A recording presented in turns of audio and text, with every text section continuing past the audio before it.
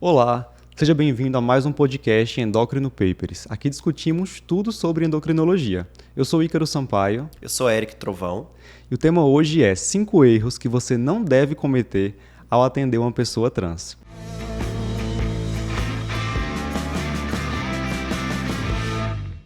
Eric, tem havido um aumento no número de pessoas que se identificam hoje como trans, né? Inclusive, a gente tem estudo do ano passado, feito pela Unesp Botucatu, mostrando que aproximadamente 2% da população brasileira se identifica hoje como trans ou não binário. Então, a gente tem que começar a pensar um pouco mais nesse público, né? Exatamente. E se você parar para pensar, 2% é muita gente. Né? Então, vem aí a população brasileira, 2% da população brasileira se identificando como trans. E um dado que é compatível com estudos de outros países, né? Que a gente sabia que a prevalência variava entre 0,5% a 2% mesmo, alguns estudos mostrando 1% da população. E isso se dá porque é um assunto que está sendo falado, né? E a aceitação está aumentando. Então, essas pessoas se sentem mais à vontade para aparecerem, para se identificarem como tal, e também porque antigamente, e isso é um relato dos pacientes trans que eu atendo mais velhos, eles não sabiam que eram trans porque não se falava sobre o assunto, não chegava a informação até ele, então ele mesmo não conseguia se identificar. E eu escuto muito relato de como eles se sentiam perdidos. Né? Eu não sabia o que eu era. Né? Aí quando lê ou escuta ou vê algum vídeo sobre trans, aí finalmente, é isso, eu sou uma pessoa trans. Então é claro que vai surgir mais, não é porque antes não existia. Sim, né? Porque agora eles, além de se sentir mais à vontade, eles estão também entendendo do que se trata, sabendo se reconhecer como tal. Então, é uma prevalência que vai aumentar, entre aspas. Né? E pensando nisso, nós, endocrinologistas, bem como colegas de outras áreas, precisamos estar preparados para atender essa população, né? Saber a forma correta de tratamento, não cometer erros básicos. Erros bem básicos que médico ainda comete muito, né? Seja qual for a especialidade. 2% da população, eles vão chegar em qualquer especialidade. Com certeza. Né? No endócrino, com certeza eles vão chegar, porque eles vão atrás do que a gente chama de hormonização, ou o termo mais correto, terapia hormonal cruzada, né?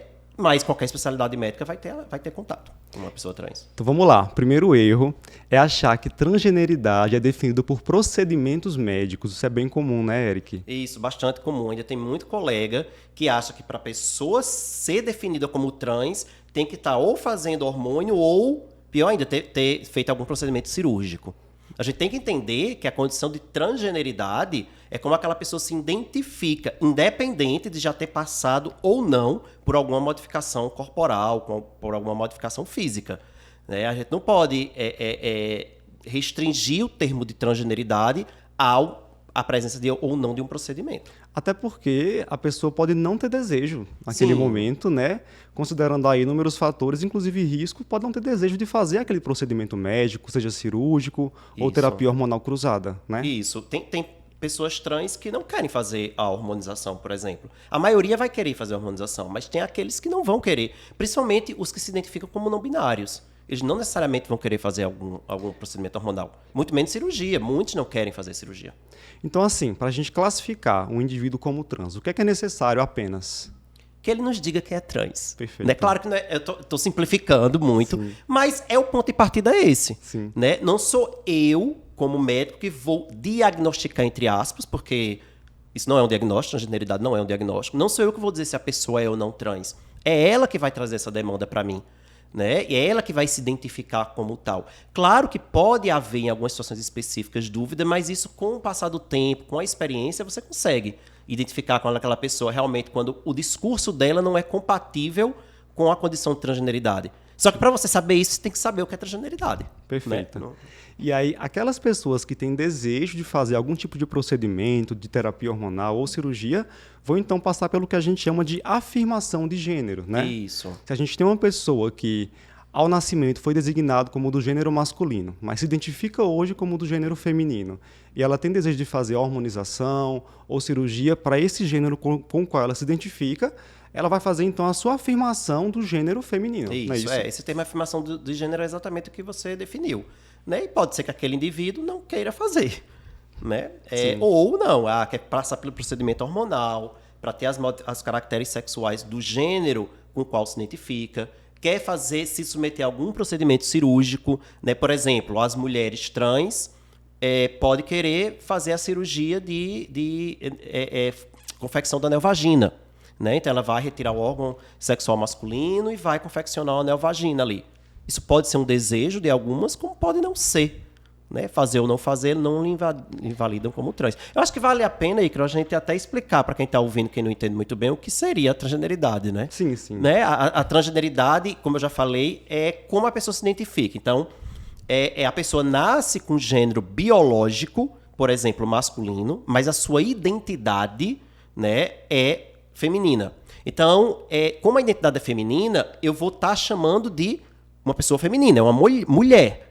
Mas como essa identidade feminina é incongruente com a sua biologia, com o seu corpo, então é uma pessoa trans. Diferente de uma pessoa cis. Uma pessoa cis é uma pessoa que nasce com a identidade, por exemplo, dando o mesmo exemplo do corpo masculino, né? Mas nasce com a identidade masculina. Então a identidade é compatível, é congruente com o corpo, com a biologia. Então é uma pessoa cisgênero. O transgênero seria exatamente quando você tem essa incongruência. E quem vai determinar a definição homem-mulher não é a biologia. A gente, como profissional de saúde, tem que tentar se desvincular dessa definição. Né? Não é, tudo bem, biologicamente é um corpo masculino, um corpo feminino. Isso não mudou. Né? Mas socialmente, do ponto de vista psicossocial, aquela pessoa deve ser chamada de acordo com sua identidade e não de acordo com sua biologia. Né? Então, mulher ou homem depende da identidade e não da biologia. Perfeito. E aí, caso esse indivíduo, essa pessoa trans, deseje fazer os procedimentos de afirmação de gênero, a gente tem regras, né, que foram determinadas pelo Conselho Federal de Medicina, que envolvem aí faixa etária, também tempo de acompanhamento. Vamos falar um pouquinho sobre isso? Sim, importante. Então, vamos lá. Idade mínima para que a pessoa possa iniciar a terapia hormonal cruzada, seja para homem trans ou mulher trans. Então, 16 anos, né? De acordo com a portaria do Conselho Federal de Medicina que foi publicada no final de 2019. Então, antes era 18, isso caiu para 16 anos. Agora, claro, né? Entre 16 e 18 precisa da autorização dos pais, né? Inclusive, é recomendado até que esteja pelo menos um dos pais presentes juntos na consulta. Tá? Perfeito. E se a gente tiver uma pessoa com menos que 16 anos, mas que já tem essa identificação como trans, o que é que pode ser feito nesse sentido? Essa própria resolução do CFM, ela já trata desse aspecto, ou seja, já passa a reconhecer, né, que alguma intervenção clínica pode ser feita, não cirúrgica. Né? A gente está falando da intervenção hormonal, que seria o bloqueio. Nesse caso, seria bloquear a puberdade até chegar aos 16 anos, em que poderia ser feita, então, a terapia hormonal cruzada. Isso é permitido, de acordo com o CFM, em protocolos de pesquisa. Então, teria que ter um projeto de pesquisa, passar comitê de ética, ter aprovação e aí sim poder ser realizado. Então, isso, na verdade, até complica um pouquinho, né? Sim, porque o paciente que chega no consultório, com o endocrinologista pediátrico, que é quem vai receber esses adolescentes, né? Como vai passar por um protocolo de pesquisa ali, não é um serviço acadêmico, é complicado. Do ponto de vista prático, não é tão simples. Do ponto de vista prático, isso dificulta. Muito bem, então isso que a gente está falando é do ponto de vista hormonal, né, para a afirmação de gênero com terapia hormonal cruzada. Para a cirurgia, o que o CFM estabelece é que o paciente tem aí pelo menos 12 meses de acompanhamento com equipe multidisciplinar e já esteja em terapia hormonal cruzada, né? Isso é o ideal, desde que ele queira ou ela queira fazer a terapia hormonal cruzada. Como a gente já falou, tem aqueles que não querem fazer. E a idade mínima para a cirurgia seria 18 anos. Era 21 anos e caiu no final de 2019 para 18 anos. Perfeito. Vamos então para o segundo erro, que também acontece com muita frequência, que é achar que transgeneridade é uma doença. Isso. Então, entenda por que a transgeneridade não é considerada uma doença, né?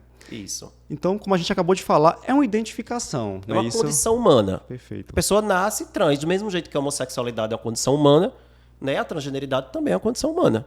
Então, a pessoa se identifica como trans.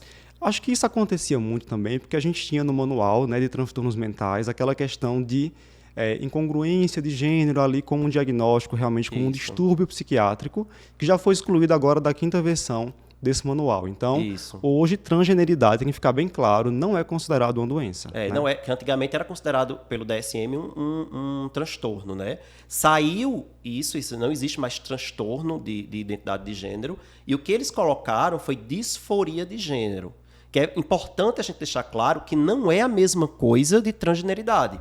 Um indivíduo pode ser transgênero e ter disforia de gênero. Ou pode ser transgênero e não ter disforia de gênero. E o que é disforia de gênero? Né? É o sofrimento psíquico causado pela sua condição, mas não pela condição em si, né? Porque a pessoa é trans que a pessoa vai sofrer. Mas é pelo fato de, por ser trans, a pessoa ser excluída dos ambientes sociais, ser renegada pela família, sofrer preconceito, sofrer violência, não ter acesso a serviços de saúde. E isso tudo causa sofrimento. E aí esse sofrimento vai se expressar com sintomas depressivos, com sintomas de ansiedade, né? Que vão configurar, então, a disforia de gênero. E nesse caso que o paciente pode sim vir a necessitar de uma avaliação psiquiátrica. Então a gente não vai exigir, não é necessário que o paciente, por ser trans, tenha avaliação psiquiátrica. Isso tem que ficar bem claro também. Isso. Falando do ponto de vista bem prático, né? O paciente chegou e pra gente, numa consulta, você precisa do diagnóstico, de novo, entre aspas, de trans para poder começar a terapia hormonal cruzada? Não. Por quê? Porque a transgeneridade, exatamente, eu acabei de dizer, não é um transtorno, não é uma doença. Eu vou diagnosticar o quê? Eu não vou diagnosticar nada. Agora, eu posso identificar sinais de disforia de gênero, sinais de sofrimento. Do mesmo jeito que eu estou acostumado a identificar sinais de sofrimento psíquico em qualquer paciente, seja cisgênero, seja transgênero, e aí sim precisar encaminhar para um psiquiatra. Né? E aí, assim, duas coisas bem importantes sobre a disforia de gênero, que primeiro, ela tem esse potencial de estar associado com ideação suicida, né? Isso a gente tem que ter cuidado. E segundo, que a gente consegue intervir nesse processo de terapia hormonal cruzada, ao acolher esse paciente, a minimizar essa disforia. Sim, né? Bem lembrado, Ícaro. A gente sabe que essa disforia de gênero leva a uma baixa taxa de sobrevida. Né? Se a gente for falar em expectativa de vida da população trans no Brasil, é 35 anos, é assustador. Né? A pessoa não consegue passar dos 35 anos no Brasil só pelo fato de ser trans. Né? Um dos fatores que leva a essa baixa expectativa de vida é a alta taxa de suicídio. Ela é altíssima. Né? Eu desconheço dados brasileiros, mas dados de países desenvolvidos, inclusive, onde a gente espera que o acolhimento seja até maior, pode chegar até 50% a taxa de suicídio nessa população. E quando a gente faz a terapia hormonal, a gente já tem alguns estudos mostrando que ao fazer a terapia hormonal cruzada, você diminui o sofrimento desses indivíduos, você melhora a disforia de gênero. Então, obviamente, você está contribuindo, né, não só para a questão de sobrevida, mas também para a questão de melhora de qualidade de vida. Essas pessoas vão viver mais e vão viver melhor. Né? Porque você está contribuindo exatamente para aquele que a gente estava discutindo da afirmação de gênero. Perfeito. Desse indivíduo. Uma coisa que contribui para essa expectativa de vida reduzida, Eric, é não só a questão da ideação suicida, mas também violência. Isso. Que é bem importante no nosso país. Isso. A gente o Brasil é considerado o país que mais mata, né, indivíduos transgênero. Né? Eu sempre costumo dizer, porque eu escuto muitas vezes o discurso de mata do mesmo jeito que mata o cis, porque é muito violento o Brasil. Não é.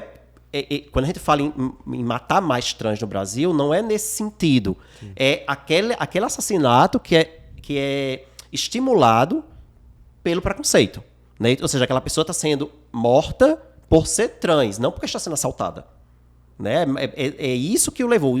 O motivo que leva à morte é o preconceito, é o fato da pessoa ser trans. Né? E aí esses dados que foram até atualizados agora em 2021 mostram que o Brasil continua sendo, em números absolutos, o país que mais mata. Em números relativos, quando considera a população, porque muita gente chama, porque o Brasil tem muita gente. O Brasil cai só para 4º lugar em números relativos. E aí fica atrás de países bem pequenininhos, Honduras, se eu não me engano, uns países, El Salvador, países pequenos que ficam à frente do Brasil. O Brasil só cai para 4º lugar. Então é realmente um problema assim grande ainda. É algo para a gente refletir, inclusive, sobre o nosso papel, né? Isso. E a partir do momento que a gente entende que não é uma doença, que não é um transtorno, e tem um olhar para aquele indivíduo correto, de uma forma correta, porque a partir do momento que a gente tem esse olhar de uma forma correta, que não o olha como uma pessoa doente, a gente acolhe melhor, aquela pessoa se sente mais acolhida, participa melhor da sua terapia e ajuda, claro, a incluir melhor na sociedade sofrimentos e preconceito. A queda do preconceito, a diminuição do preconceito tem que começar no nosso consultório, quando a gente recebe esse paciente. Exato. Né? Vamos lá, então, para o terceiro erro que o pessoal não pode cometer. Né? Isso acontece com certa frequência também, que é a confusão de transgeneridade com homossexualidade. Então, não confunda transgeneridade com homossexualidade. Como é que a gente pode explicar essa diferença, Eric, para ficar bem claro para o pessoal? Muitos médicos, colegas que já conversaram comigo, têm essa dificuldade. Né, de diferenciar, principalmente os mais antigos. Eu vejo que os estudantes de medicina, os mais novos, estão se formando agora, eles já chegam com uma certa ideia, mas é importante a gente esclarecer isso, porque a gente precisa diferenciar isso no consultório, ou até mesmo explicar, porque às vezes eu recebo no consultório pacientes trans com familiares, e os familiares me perguntam a diferença. Né? Então a gente, como profissional de saúde, tem que saber explicar. Né? Então, eu já falei, como eu já tinha dito para o pessoal que está escutando, a transgeneridade tem a ver com identidade. É como a pessoa se vê, se enxerga. Homossexualidade tem a ver com desejo, com atração física. Né? O desejo daquele indivíduo é voltado para alguém do mesmo gênero ou para alguém do gênero oposto. Né? E aí, isso é que vai definir se a pessoa é heterossexual ou homossexual. E aí, o que dá um nó na cabeça de algumas pessoas é quando a gente diz que o trans pode ser heterossexual ou homossexual. Perfeito. Né? A pessoa pode ser transgênero e ser homossexual. Sim. Mas a maioria dos transgêneros são heterossexuais. Né? Parece, eu digo parece porque precisa de mais estudos, que a proporção de homossexualidade e heterossexualidade entre os transgêneros é igual aos cisgêneros. Né? E aí, você tem que saber diferenciar para deixar muito claro na sua cabeça que são coisas completamente diferentes.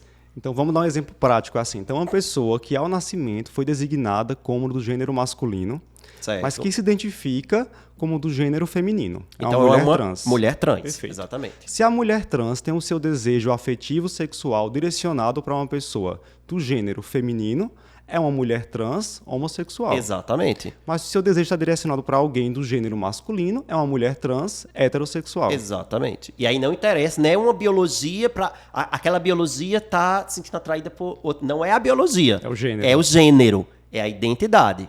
Exato. Né? E você explicou muito bem, você exemplificou muito bem de como é essa questão. E vale ressaltar que do mesmo jeito que na população cisgênero a gente tem outros espectros de sexualidade, porque eu estou falando aqui, a gente está sendo muito binário, sim, claro. Sim. Né? É mulher trans, homem trans, homossexual, heterossexual, mas do mesmo jeito que na população cis tem o bissexual, o trans pode ser bissexual, pansexual, assexual. Então aí o espectro de sexualidade, que é extremamente amplo, existe tanto nos indivíduos cisgêneros como nos transgêneros. Exato.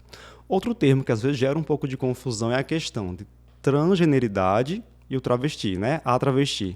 Como é que a gente pode fazer essa diferenciação desses termos, transgênero e travesti? Me perguntam muito isso. Eu acho que é muito da necessidade da gente, como médico, de definir as coisas, né? A gente está sempre querendo definir o que. Então, vamos lá.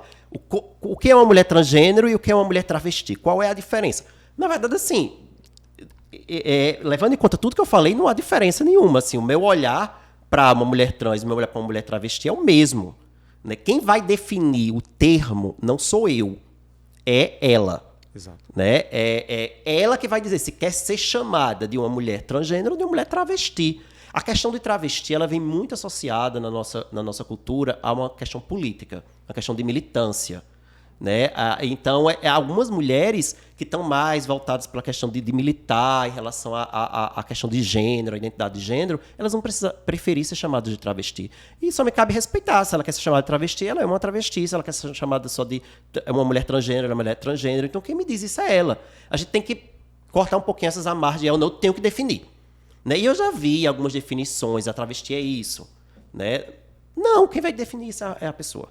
Não cabe a gente isso. O que deve estar ficando muito claro nesse podcast é a gente estar colocando muito o protagonismo da situação na pessoa que está na nossa frente. Isso. Né? Então, não é iniciativa nossa trazer definições. Isso. A pessoa que vai trazer para a gente durante o atendimento, como ela quer ser chamada, enfim. Exatamente. A gente tem que respeitar isso. Né? Exatamente. É o primeiro passo para um bom atendimento médico nesse sentido. Exatamente, muito bem. E aí, a gente tem uma outra definição que às vezes acho que é mais fácil de diferenciar, já que é a questão de drag queen, né? Então, que aí já se refere um pouco mais à expressão artística mesmo, Isso. né? E não tem muito a ver com identidade de gênero e nem com desejo sexual, com opção sexual. Então, a gente pode ter uma pessoa do gênero masculino, heterossexual, mas que pode trabalhar, pode ter essa expressão como drag queen. Isso. Né? Drag queen é essa questão, essa expressão artística mesmo. Um exemplo aí no Brasil, acho que tu não vai entender, é Pablo Vittar. Né? Pablo Vittar se identifica como homem.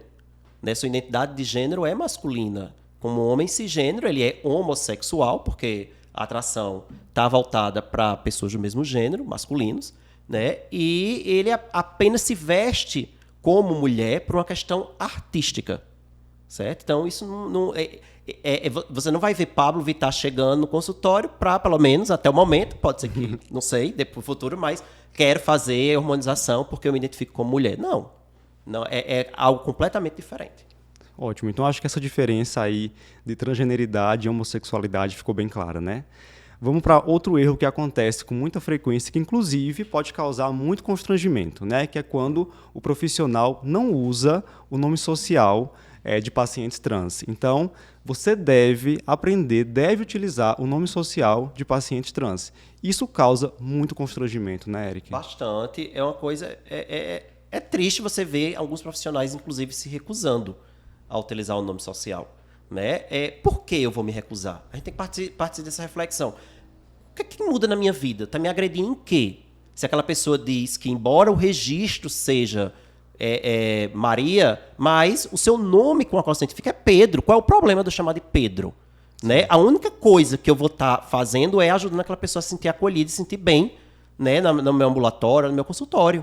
Que é o meu objetivo como profissional de saúde, que é o meu objetivo como médico, é acolher aquela pessoa. Perfeito. Deixando claro que essa questão de nome social é aquela designação, né, pela qual a pessoa se identifica e ela é socialmente reconhecida. Isso. Então, a gente está, por exemplo, diante de uma pessoa, de um homem trans, né, que está lá na recepção do consultório, características físicas masculinas, muitas vezes. A gente vai lá e chama esse paciente pelo seu nome civil, um nome... Geralmente, Joana, relacionado a indivíduos do gênero feminino. Né? Olha o constrangimento que vai causar. Não é só ao paciente que está sendo chamado, né? E aos outros, as outras pessoas que estão lá esperando para ser atendidos, os outros pacientes. Vai gerar um constrangimento muito grande. Qual é a dificuldade de chamar pelo nome social? Né? E uma coisa que vale a pena lembrar, Ícaro, é que no SUS, por exemplo, existe uma lei, né, que determina que a pessoa trans tem direito de ser chamado pelo nome social. É lei. Isso, no SUS, né? Então, eu não posso me recusar. E isso não é só... Eu estou falando do SUS, não estou falando só do ambulatório, do médico, não. Todos os setores do hospital, no hospital público, por exemplo, têm a obrigação de se referir àquele indivíduo pelo seu nome social. E é importante esclarecer também que não é preciso ter ocorrido a correção do nome legalmente nos documentos, não.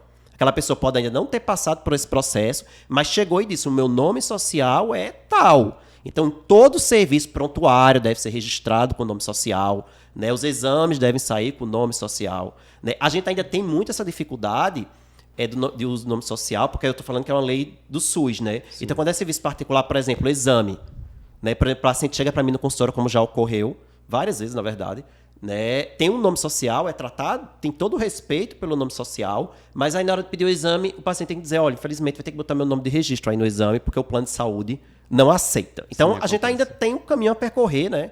Para isso também, os serviços particulares se adequarem a essa questão desse respeito. A gente consegue ver, às vezes, nos prontuários, né, o nome social em destaque, como a gente vai chamar aquela pessoa, e o nome civil ali, menorzinho, que acaba sendo... Alguns serviços públicos trazem assim. O que eu acho que pode gerar até confusão, sabia? Na minha opinião, acho que deveria colocar só o nome social. Porque uma pessoa desavisada pode chegar, pegar, olhar, ler o nome errado. Aí, de novo, constrangimento. Né? E se isso acontecer? Acho que é importante a gente falar isso também. E se você, sem querer, errar o nome? O mundo acabou? O mundo caiu? Ai, meu Deus. Não, calma. A primeira coisa é pedir desculpa. Sim. Né? A maioria dos pacientes vão entender. Olha, desculpe, o nome aqui eu li na hora errado, colocaram errado, ou eu me atrapalhei na hora, mas eu estou vendo aqui que o seu nome é tal e que você prefere ser chamado por esse nome. Né? Outra coisa que acontece também é que, principalmente naqueles indivíduos que chegam pela primeira vez sem nunca ter passado pelo processo de hormonização e que ainda chegam, às vezes, vestindo a roupa do gênero de nascimento, né?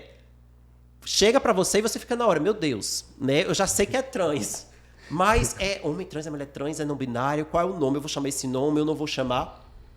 O que é que você deve fazer? Você deve perguntar. Como é que eu devo chamar você? Qual o seu nome? Ah, meu nome de registro é tal. E o seu nome social também é esse? Ou você tem algum nome social? Eu já fiz isso várias vezes, já perguntei, já tive paciente que me disse, não, eu não escolhi ainda. Porque quando é a primeira consulta, pode ser que aquele paciente não tenha escolhido ainda o nome social, eu estou escolhendo. Ou outros já me disseram, não, eu estou aguardando as mudanças corporais para poder me sentir à vontade de dar um nome de acordo com a minha identidade. né, de ter um nome como tal. Então, eu já tive paciente que diz, eu já sei qual é, mas nem minha família sabe. Porque eu estou esperando as mudanças para eu me sentir à vontade de me vestir de acordo com minha identidade e de dizer meu nome de acordo com minha identidade. Outra coisa, outro erro, que na verdade é o nosso quinto erro, e que tem a ver com essa questão de nome também, é a escolha do pronome, né? Então, Isso. cuidado ao escolher os pronomes que vão ser utilizados com pessoas trans. Um pronome errado, Eric, pode invalidar a identidade daquela pessoa, não é verdade? Então, se eu chamo, por exemplo, uma mulher trans usando pronomes masculinos, pronomes que ela não quer que sejam utilizados, eu vou invalidar aquela identidade. E você vai atrapalhar completamente já de cara a relação médico-paciente. Sim. Né? Se você está se recusando a usar o pronome pela qual aquela pessoa se sente à vontade, como é que essa consulta médica ela vai seguir em frente? O problema já começou desde o início.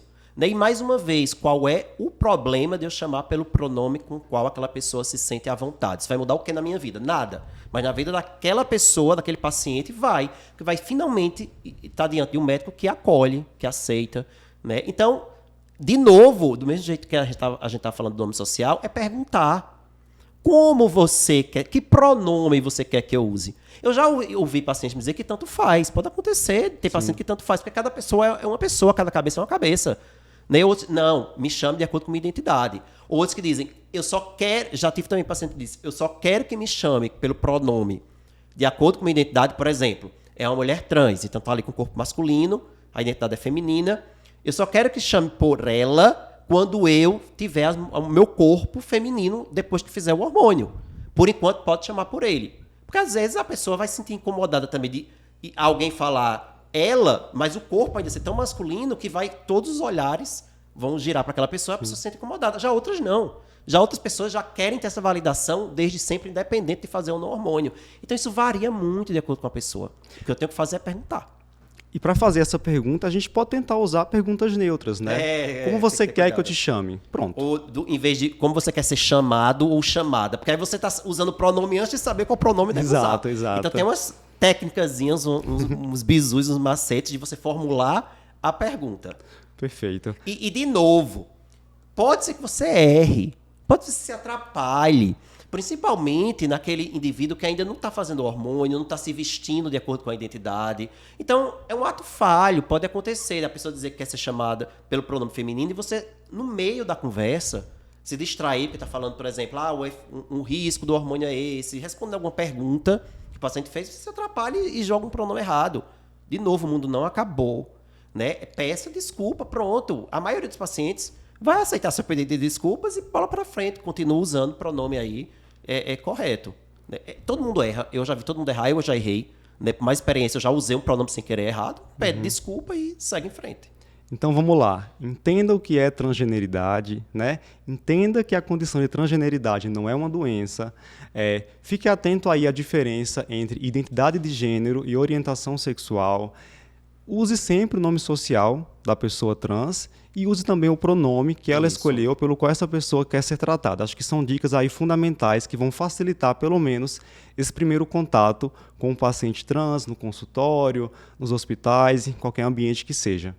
Pessoal, obrigado pela atenção mais uma vez. Se você está escutando a gente pelo Spotify, aí o podcast, faz nossa avaliação, coloca lá as 5 estrelas. Se está nos assistindo pelo YouTube, deixe seu comentário e não esqueça de seguir a gente nas redes sociais. Segue lá o Instagram, Endócrino Papers. Até mais. Até mais.